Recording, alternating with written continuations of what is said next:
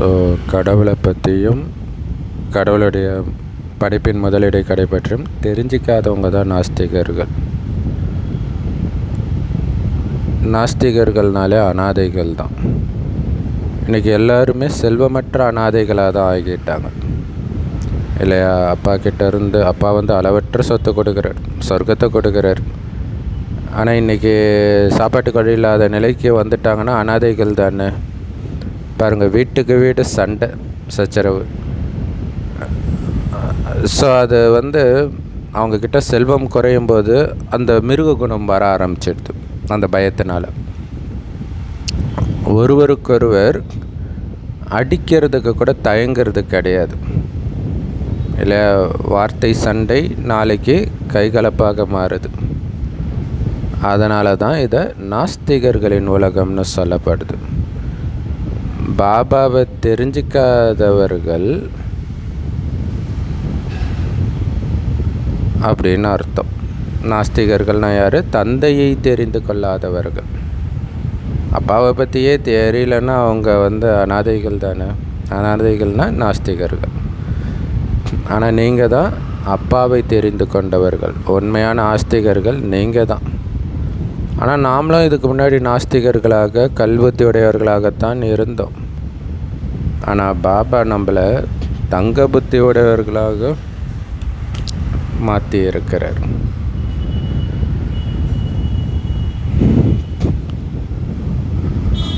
பாபா நமக்கு ஒன்றும் எந்த கஷ்டமும் கொடுக்கல. ஜஸ்ட்டு 1 மணி நேரம் இந்த முரளி படிங்கன்னு மட்டும்தான் சொல்கிறார். அதிலே எல்லாமே வந்துடுது இல்லையா? அதை சிரத்தையோடு பாபா என்னுடைய அப்பா என்கிட்ட பேசுகிறாரு, அவரை குஷிப்படுத்தணுன்னா அவர் சொல்கிற மாதிரி செய்யணும், அவ்வளோதான். வேறு எந்த கஷ்டமும் கொடுக்கறது கிடையாது. உங்களை ஆத்மான்னு புரிஞ்சுக்கிட்டு தந்தையாகிய என்னை நினைவு செய்யுங்க. சரீரத்தை நினைவு செஞ்சிங்கன்னா லௌகிக சம்பந்தங்களுடைய நினைவு தான் வரும். ஆத்மா அபிமானியாக இருந்தீங்கன்னா தந்தையாகிய என்னுடைய நினைவு வரும் அப்படின்னு பாபா சொல்கிறார். இதுதான் ஞானத்துடைய சாரம் இல்லையா? அதுக்கு தான் ஆத்மானு உணர்ந்து என்ன நினைக்கிங்க அப்படிங்கிறார். ஏன்னா சரீரம்னு உங்களை நினச்சாலே சரீர சம்பந்தங்களுடைய நினைவு தான் வரும். நீங்கள் ஒரு ஜோதியாகவே நினச்சிங்கன்னா அடுத்த ஜோதி பாபா தான் ஞாபகம் வருவார். ஸோ இது அப்போ பாபா நினைவு நிரந்தரமாக இருக்கணும்னா ஆத்மாபிமானியாக நிரந்தரமாக இருக்கணும்.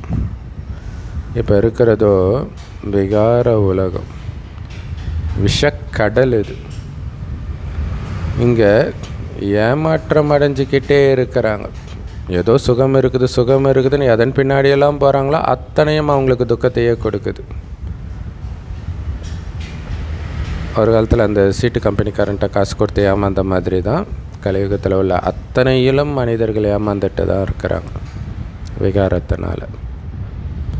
ஆனால் விஷ்ணுவை பார்க்கடலில் காட்டுறாங்க. அங்கே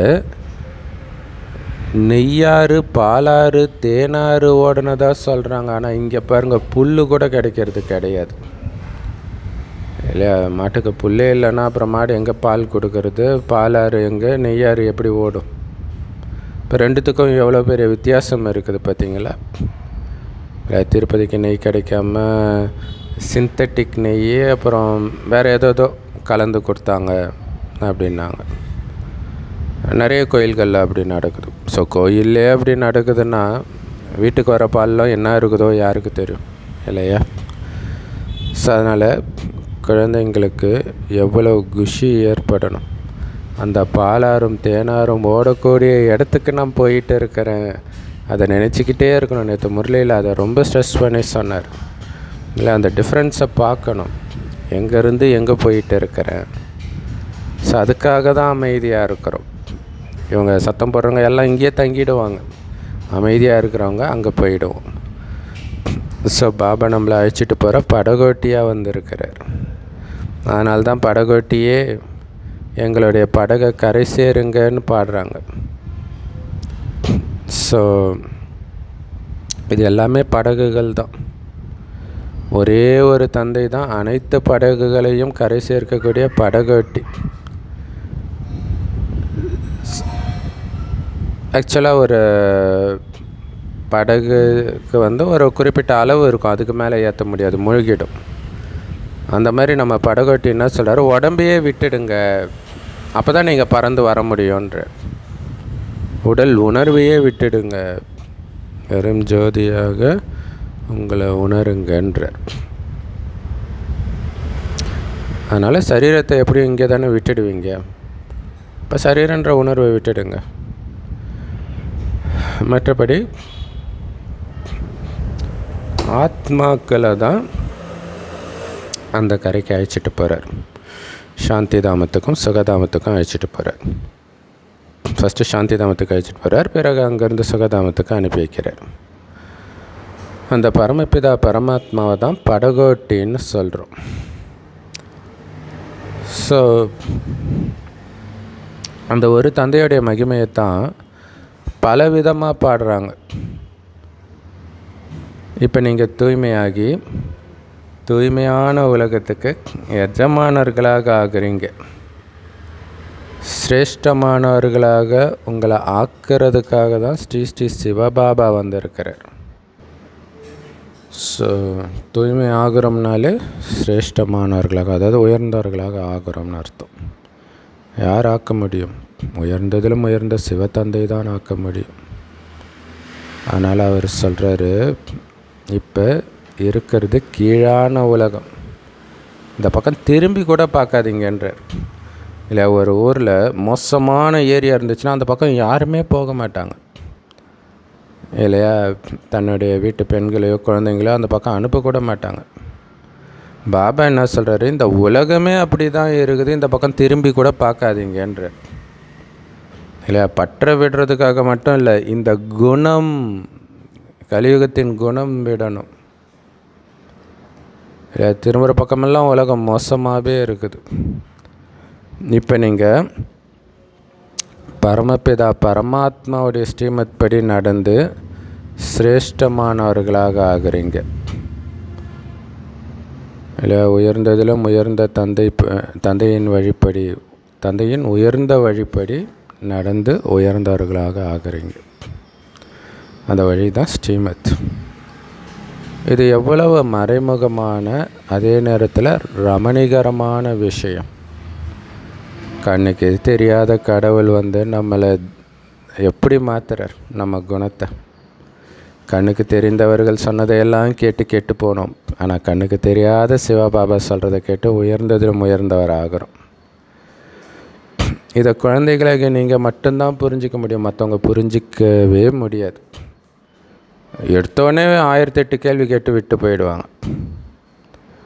இப்போ தேவி தேவதைகளுடைய நாற்று நடப்படுது. தேவி தேவதா தர்மத்திலிருந்து மற்ற தர்மத்துக்கு யார் மாற்றலாகி போனாங்களோ அவங்க மறுபடியும் பிராமணர்களாக ஆவாங்க. நான் பார்க்குறோம் இல்லையா, நிறைய மதத்தை சார்ந்தவர்கள் பாபா குழந்தை ஆகிறத பார்க்குறோம். கிறிஸ்தவர்கள், முஸ்லீம்கள், சைனாக்காரங்களே நிறைய பேர் வராங்க வெளிநாட்டிலலாம். ஸோ அப்போனா இங்கேருந்து போனவங்க இல்லை, எப்படி போயிருக்கும் அந்த ஆத்மா? வெவ்வேறு நாட்டில் பிரம்மகுமாரி சென்டர் இருக்குன்னா, இப்போ பாபா குழந்தைங்க எப்படி எங்கெங்கேயோ போயிருக்கிறாங்கன்னு பாருங்கள். இங்கே வாழற இந்தியர்கள் அங்கே இருப்பாங்க. அது அவங்க மட்டும் இல்லை, அவங்களே அமெரிக்கர்களே, அந்தந்த நாட்டை சார்ந்தவர்களே பாபா குழந்தை ஆகிறாங்க. அப்போ எத்தனை ஜென்மம் முன்னாடி அங்கே போயிருக்கோம் ஆத்மான்னு தெரியாது. இப்போ மறுபடியும் பிராமணர்களாக அவங்க தான் ஆவாங்க இல்லையா? அமெரிக்காவை சார்ந்தவன், ஃப்ரான்ஸை சார்ந்தவன் டக்குன்னு இந்த ஞானத்தை கேட்டவொடனே மாறிடுறான். முஸ்லீம் நாட்டை சார்ந்தவன் டக்குன்னு மாறிடுறான். ஆனால் இங்கே இருக்கிற இந்துக்களால் மாற முடியல. இது எவ்வளோ பெரிய ஆச்சரியமாக இருக்குது இல்லையா? குமாரி ஆகாமல் அப்பா கிட்ட இருந்த ஆஸ்தி அடைய முடியாது. கரெக்டு தானே? தாத்தா சொத்து குழந்தைங்களுக்கு தான்.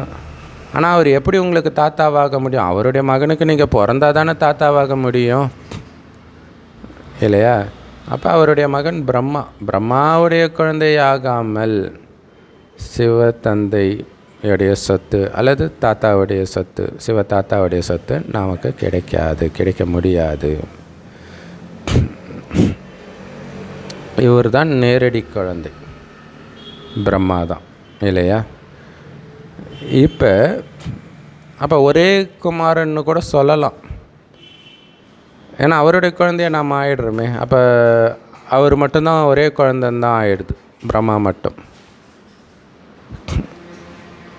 இல்லையா? நம்ம எல்லோருக்கும் சிவபாபா தாத்தா ஆகிடுறாரு அப்படின்னா பிரம்மா மூலமாக தான் அவர் நமக்கு தாத்தா ஆகிறாரு. அப்போ பிரம்மா மட்டும்தானே அவருக்கு குழந்தை.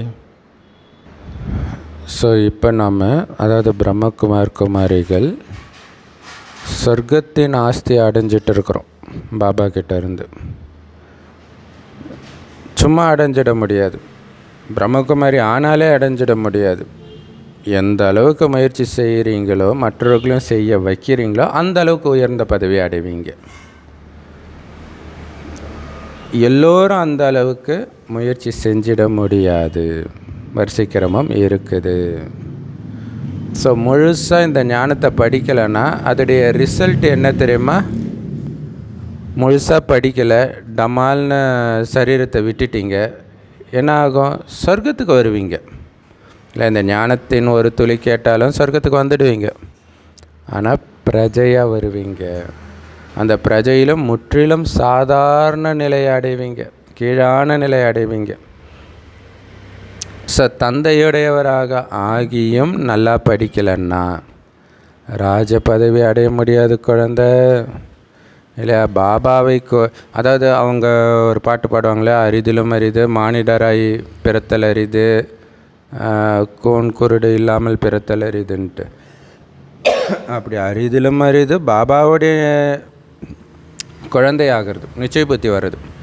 நிச்சய புத்தி வந்தும் படிக்கலைன்னா பாபா குழந்தை ஆகிறதே ராஜாவாகிறதுக்கு தான். லௌகீக அப்பாவே தன்னுடைய குழந்தைய ராஜா ராஜா ராஜான்னு கொஞ்சுவர். ஆனால் உண்மையிலே ராஜாவாக ஆகிறோம் பாபாவுடைய குழந்தையானா எப்போ? அவருடைய வார்த்தையை கேட்கறதன் மூலமாக. ஆனால் நீங்கள் ஒழுங்காக படிக்கலைன்னா ராஜ பதவி கிடைக்காது.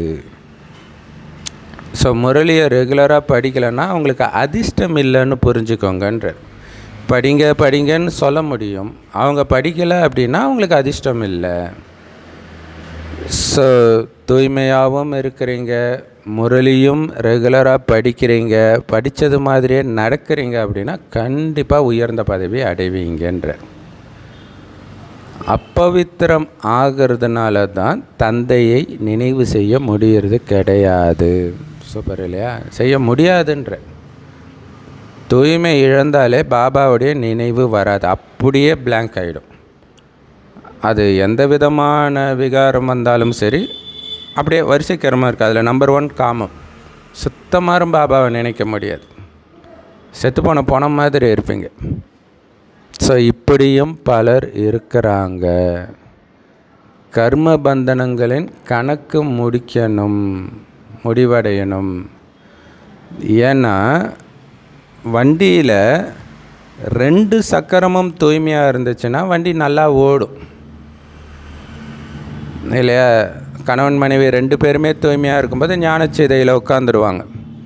இல்லாட்டினா குழப்பம் வரும் இல்லையா? அதை பாபா சிக்னல் கொடுப்பார். என்ன கொடுப்பார்? அன்னப்பறவையும் கொக்கும் ஒன்றா இருக்க முடியாதுன்னுவார். ஒன்றா இருந்து தூய்மையாக இருக்க முடியாது.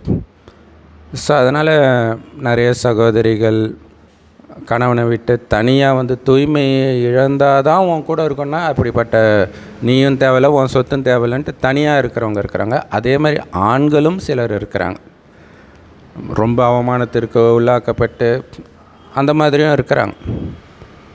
ஏன்னா இங்கே தூய்மை அப்பாவுடைய சொத்து இல்லையா? இப்போ இருக்கிற இந்த ஒரு ஜென்மத்து கணவனுக்காகவோ மனைவிக்காகவோ தூய்மை இழந்து 5000 வருடத்து சொத்தை இழக்கிறது எவ்வளோ பெரிய பைத்தியக்காரத்தனம். ஸோ அதை தான் பாபா சொல்கிறார். யாரோ ஒருத்தர் தூய்மை இல்லைன்னா குழப்பம் ஏற்படும். பாபா ஸ்ரீகிருஷ்ணர் தான் சத்தியுகத்துடைய முதல் இளவரசர்னு எங்களுக்கு தெரியும். பிறகு நாங்கள் ஏன் கிருஷ்ணருடைய பிறந்தநாளை கொண்டாடக்கூடாதுன்னு சில குழந்தைங்க கேட்குறாங்க.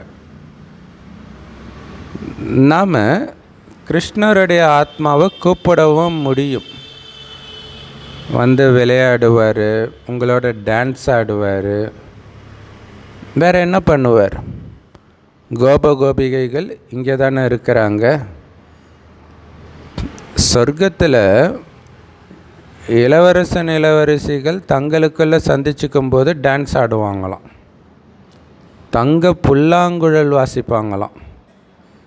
இந்த அனைத்து விளையாட்டுகளையும் நீங்கள் பின்னாட்களில் பார்ப்பீர்கள் இல்லையா? காட்சியாக இது எல்லாமே உங்களுக்கு தெரிய ஆரம்பிக்கும்.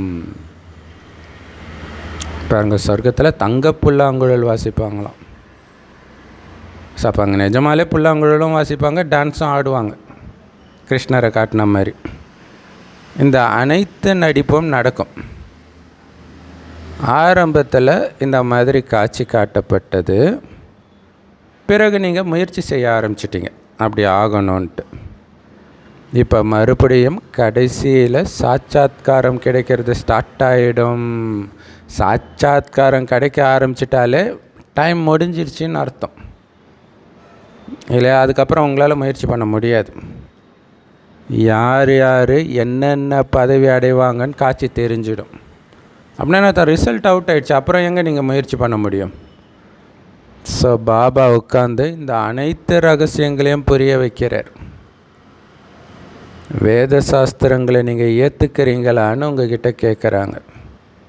அவங்கக்கிட்ட சொல்லுங்கள், ஆமாம் ஏற்றுக்கிறோம், நாங்கள் ஏன் ஏற்றுக்க மாட்டோம் அப்படின்னு கேளுங்க. ஆனால் அது எல்லாமே பக்தி மார்க்கத்தின் பொருட்கள், அதில் எந்த ஞானமும் கிடையாது. ஞானம் கொடுக்கக்கூடியவர் ஒரே ஒரு சிவத்தந்தை தான். ஸோ ஞானம் கிடைச்சோடனே பக்தி தானாகவே விடுபட்டுடுது இல்லையா? அவங்க சொல்லுவாங்களே, பக்தியின் மூலமாக தான் ஞானம் கிடைக்கும், பக்தி தான் எல்கேஜி மாதிரி. கரெக்டு தான்.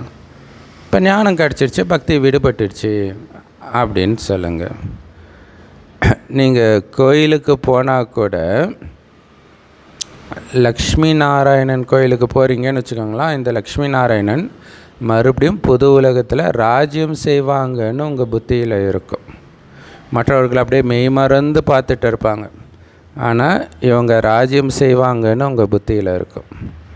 ஞானத்தை வச்சு தான் நீங்கள் அதை பார்ப்பீங்க. பாபா குழந்தைங்களுக்கு புரிய வைக்கிறார், நீங்கள் ரெண்டு பக்கமும் இருக்கணும், குடும்பத்திலையும் இருக்கணும், தூய்மையாகவும் இருக்கணும் இல்லையா? தூய்மையாக இருக்கிறது தான் ஞானத்தில் இருக்கிறது. முழு தூய்மையாகுங்க, முழு வைஷ்ணவராகுங்க, விஷ்ணுபுரி ராஜ்யத்தை அடையுங்க முழுசா அப்படின்னு ஸ்ரீமத் சொல்லுது. நல்லது. ஸோ அதனால் எக்காரணத்தை கொண்டும் தூய்மையை விடக்கூடாது. அதுதான் மெயினாக பாபா சொல்கிறார். அற்புதமான முரளி கொடுத்த அன்பான தாய் தந்தை பாப்தாதாவுக்கு அன்பு நினைவுகள் மற்றும் காலை வணக்கம். பாபா சொல்கிறாங்க, இந்த யோகத்தின் மூலமாக கர்ம பந்தனத்தின் கணக்கு வழக்குகளை முடிச்சிட்டு தூய்மையாகணும். ஸோ கர்ம கணக்கை முடிக்கிறதுக்கும் யோகம்தான், விகாரத்தை வெல்வதற்கும் யோகம்தான், தூய்மை ஆகிறதுக்கும் யோகம்தான். ஞானச்சிதையில் உட்காரணும், முழுமையிலும் முழுமையான வைஷ்ணவராகணும், அதாவது தூய்மையாகணும். வைஷ்ணவர்னாலே தூய்மை. உங்களுடைய அமைதிங்கிற சுயதர்மத்தில் நிலைச்சிருக்கணும். எல்லோருக்கும் சாந்தி தாமத்தின் நினைவை ஏற்படுத்தணும். அதனால் நீங்களே ஒருபொழுதும் அசாந்தி ஆகிடக்கூடாது இல்லை? உங்களுடைய சுயதர்மம் அமைதி, உங்களுடைய வீடு சாந்தி தாமம். அப்படி இருக்கும்போது நீங்களே அசாந்தி அடையலாமா? அந்த சாந்தி தாமத்தை நினைங்க, அமைதி கிடைக்கும்னு எல்லாருக்கும் சொல்லிவிட்டு நீங்களே அமைதி இல்லாமல் இருக்கலாமா? சமீபமாக ஒரு சகோதரி காந்தி இந்த சுதந்திர போராட்ட ஒரு சுதந்திர தினத்துக்கு ஒரு பேச்சு போட்டி ஸ்கூலில், அவங்க அஹிம்சையை பற்றி பேசுகிறோம். அப்படியே கத்தியை கொடுத்தா வெட்டிடும் போல இருக்கு அந்த பொண்ணு. அப்படி கத்துது, மகாத்மா காந்தி அசாந்தியை பரப்பினார் அப்படின்ட்டு. ஸோ என்ன பேசுகிறேன்னே தெரியாமல் கத்தி பேசுனா அந்த பொண்ணுக்கு ப்ரைஸ் வேறு கொடுக்குறாங்க. அதான் கொடுமை. ஸோ பாபா பேசும்போதே பொறுமையாக பேசணுன்றார். நீங்கள் பாபா வெளிப்படுத்தினாலே வெற்றி உறுதி. வரதானம் சத்தத்துக்கு அப்பா. ஸோ மெயினாக வந்து நான் அமைதியாக தான் பேசுவேன்றதை லட்சியமாக வச்சுட்டாலே போதும், சூப்பராக இருக்கும். அமைதியை பரப்பு செய்வோம். வரதானம் சத்தத்திற்கு அப்பாற்பட்ட ஸ்திதியில் நிலைச்சிருந்து சர்வ குணங்களின் அனுபவம் செய்யக்கூடிய மாஸ்டர் விதை வடிவம் ஆகுங்கள். அதுக்கு விளக்கம், எப்படி வந்து ஒரு விதையில் முழு மரமும் அடங்கி இருக்குது, அதே மாதிரி பாபா சொல்கிறாரு, சத்தத்துக்கு அப்பாற்பட்ட நிலையில் சங்கமயுகத்துடைய அனைத்து விசேஷ குணங்களும் அடங்கி இருக்குதுன்றார். அது அனுபவமாகுன்றார். எப்போ அமைதியாக இருக்கும்போது அனைத்து விசேஷ குணங்களும் உங்களுக்கு அனுபவத்தில் வருன்றார். எவ்வளோ சூப்பரான விஷயம் இல்லையா? ஸோ மாஸ்டர் விதை வடிவம் விதை ரூபம் ஆகிறது அப்படின்னா என்ன தெரியுமா அர்த்தம்? அமைதியாக இருக்கிறது மட்டும் கிடையாது, அமைதியோடு சேர்த்து ஞானம், அதீந்திரிய சுகம், அன்பு, ஆனந்தம், சக்தி முதலிய அனைத்து முக்கிய பண்புகளையும் அனுபவம் செய்கிறதுன்னு அர்த்தம். அப்படி அனுபவம் செய்யணும். எல்லாமே அமைதியாக இருந்து ஞான ஸ்வரூபமாகணும், அந்த அதீந்திரிய சுகம் அனுபவமாகணும், அன்பு அனுபவமாகணும், ஆனந்த ஸ்வரூபம் அனுபவமாகணும், அனைத்து சக்திகளும் அனுபவமாகணும். அதுதான் விதை ரூபம். இந்த அனுபவம் உங்களுக்கு மட்டும் ஆகிறது கிடையாது. உங்கள் முகத்தை பார்க்கும்போது மற்ற ஆத்மாக்கள் கூட அந்த சர்வ குணங்களையும் அனுபவம் செய்வாங்க இல்லையா? ஒரு சிலரை பார்த்தாலே கையெடுத்து கும்பிடணுன்னு தோணுதுன்னுவாங்க இல்லையா? அந்த முகத்தை பார்க்கும்போது அவங்க அனுபவம் பண்ணுவாங்கன்றார். ஒரு குணத்தில் சர்வ குணங்களும் அடங்கி இருக்கும் அந்த அமைதியில். ஸ்லோகன், நல்லதை தாரணை பண்ணுங்க, ஆனால் ஒருத்தர்கிட்ட நல்லது இருக்குதுன்ட்டு அவருடைய பிரபாவத்தில் போய் மாட்டிக்காதீங்க. அந்த நல்ல குணத்தை மட்டும் கிரகிச்சுக்கோங்க, அவர்கிட்ட போய் மாட்டிக்கக்கூடாது. அவ்யக்த இஷாரா, அந்த குணத்தை கொடுத்தது யார்? அந்த பாபா கிட்ட தான் புத்தி இணையணும். அவ்யக்த இஷாரா, தூய்மையற்ற விதையை கூட முடித்துவிட்டு சம்பூர்ண தூய்மை ஆகுங்கள். பவித்திரத்தா அப்படிங்கிறது பிராமண ஆத்மாக்களாகிய உங்களுடைய ஆதி அனாதி சமஸ்காரம் இல்லையா? தேவதையாக இருக்கும்போதும் உங்களுடைய குணம் தூய்மை தான், பரந்தாமத்தில் இருக்கும்போதும் உங்களுடைய குணம் தூய்மை தான். இந்த இயல்பான சமஸ்காரத்தின் மூலம், ஸோ இது வந்து இயல்பானது. உங்களுடைய ஆதியை பிறக்கும்போதே கர்ணன் கவச குண்டலத்தோடு பிறந்த மாதிரி நீங்கள் பிறக்கும்போதே தூய்மையோடு தான் பிறந்திருக்கிறீங்க. அதுதான் நமக்கு பாதுகாப்பு, கவசம், குண்டலம் எல்லாமே. ஸோ அதனால் இந்த இயல்பான சமஸ்காரத்தின் மூலம், கரெக்டு தானே, அவனுக்கு கவச குண்டலம் இருக்கிற வரைக்கும் அவனுக்கு அழிவு கிடையாது, தூய்மை இருக்கிற வரைக்கும் நமக்கு அழிவு கிடையாது. இந்த இயல்பான சமஸ்காரத்தின் மூலம் கனவிலோ சங்கல்பத்திலோ கூட அப்பவித்திரத்தை எமர்ஜாக கூடாது. அந்த இயல்பான சமஸ்காரத்தில் இருக்கும்போது எண்ணம் கூட அசுத்தமான எண்ணம் வரக்கூடாது, கனவு கூட அப்படி வரக்கூடாது. அப்படியே அழுக்கான சங்கல்பம் வந்தால் அதை ஒரு செகண்டில் வெற்றி கொள்ளுங்கள். அப்படியே பாபா நினைவு வந்து, பாபா நான் உன் குழந்தை பாபா, எனக்கு எப்படி பாபா இந்த மாதிரி எண்ணம் வரும்னு நினைங்க, டக்குன்னு பாபா ஹெல்ப் பண்ணுவார், காணாமல் போயிடும் அந்த எண்ணம். ஸோ இதற்கும் மேலாக அந்த இயல்பான சமஸ்காரத்தை உருவாக்குங்க இல்லையா? அசுத்தத்தை அழிக்கவும் செய்யணும். அந்த இயல்பான சமஸ்காரமான தூய்மையை உருவாக்கணும். அப்போ இந்த தூய்மைன்ற பாடத்தில் முயற்சி செய்கிறதுக்கான அவசியமே இருக்காது. ஏன்? அது உங்களுடைய இயல்பான குணம். ஒரு சிலர் சத்தம் போட்டு பேசுவாங்க இயல்பாகவே, அதுக்கு அவங்க ஒன்றும் முயற்சி பண்ணல, அது இயல்பான குணம். பேசிக்கிட்டே இருப்பாங்க ஒரு சிலர், அதுக்கு முயற்சி பண்ணல, இயல்பான குணம். அந்த மாதிரி தூய்மை உங்களுடைய இயல்பான குணம் ஆயிடுச்சுன்னா முயற்சியே பண்ண தேவையில்லை. நான் தூய்மையானவன்ப்பா, நான் பயங்கர தூய்மையானவன்ப்பா, என்னுடைய பாதுகாப்பு கவசம் குண்டலமே அந்த தூய்மை தான், அதை ஒருபோதும் நான் இழக்க மாட்டேன் அப்படின்னு இருக்கணும். செம பவர்ஃபுல் முரளி. லவ் யூ பாப் தாதா. தேங்க்யூ பாப் தாதா. குஷியாக இருங்க, குளிர்ச்சியாக இருங்க.